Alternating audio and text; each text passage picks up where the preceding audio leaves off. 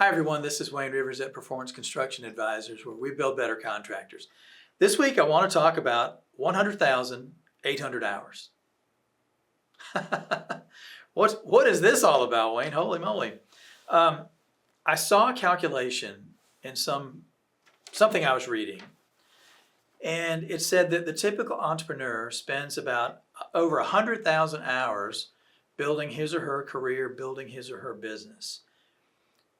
And I started thinking about that. That's a lot. Okay, what does 100,000 hours add up to? Okay, it's 30, I just said 35 years. So let's say that an entrepreneur started a company at age 30 and worked until age 65. Well, we know that most entrepreneurs work longer than that, but just go with me here. We got to have some numbers. 35 years. Let's say that entrepreneur works 48 weeks a year and takes a month of vacation. We know that's not true either. But go with me, because we need a manageable set of numbers. That's 1,680 weeks over the course of a career. Now let's say that entrepreneur works 60 hours a week. We know that's wrong. We know that number is higher than 60 hours a week, but again, go with me. That adds up to 35 years, 48 weeks a year, 60 hours a week. That's 100,800 hours over the course of a career. Now, let's relate that to succession planning for a company. What does succession planning entail? Well, succession for most business owners is I convene my CPA, attorney, financial planner. We get together, we have a series of meetings over the course of a month or two. We put, 10 hours maybe into writing wills and trusts and other documents, maybe even, who knows what kinds of esoteric documents we have. Put 10 hours, let's say 20. Let's say we write our big healthy check to all of our professionals and we've got 20 hours in this planning.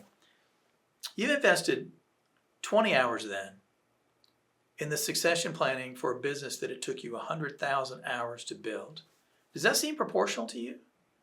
I really don't think it does. And going farther, I think that the typical entrepreneur, I've been reading a lot about exit planning. And now there's a certification that you can get. I can be a certified exit planner. And I start to look up what that means. It means, in essence, cashing out of the entrepreneurial venture that you've built over all these years. And I'm starting to think, well, wait a minute. If somebody's exiting a business, well then who's left behind? And that to me is where the 100,000 hours of your effort has gone, and why the 10 or 20 hours of effort in succession planning is inadequate. Because if you've built 100,000 hours over your career, it's just shocking to me. You've got to think about not only ownership succession, but you've got to think about management succession and leadership succession. If I hire a certified exit planner and I exit my business and I've got money in my pocket and I've got a secure retirement ahead of me, who's left behind? What are their responsibilities? Are they going to execute my vision, or do they need to come up with a new vision of their own? Have I left a vacuum? Who's going to fill that vacuum?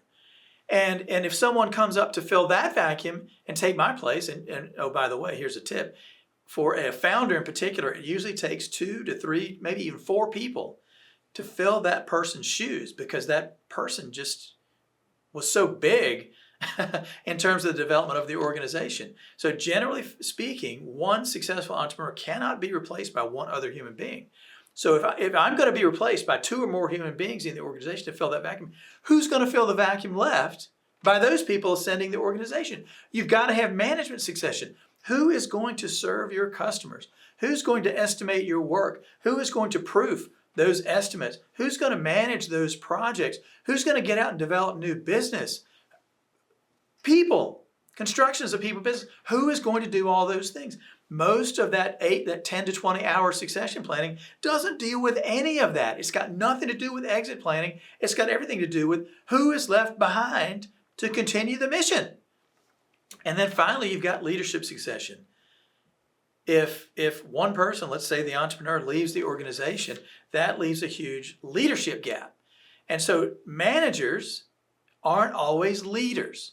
Who's going to lead the organization? Okay, I've got a series of managers, and maybe even I've plugged those vacuum places below that series of leaders, that series of managers? Who is going to lead the organization? Are they going to be able to continue the mission, vision, and values that the entrepreneur established? Or do they need to amend it, to change it, to ameliorate it in some way to fit current conditions? So all those things are important. And I guess my point of this entire rant is that I don't think 10 to 20 hours spent with your professionals is adequate when you think about the 100,000 hours or more that you've had to put in to build this business and ultimately to build that legacy.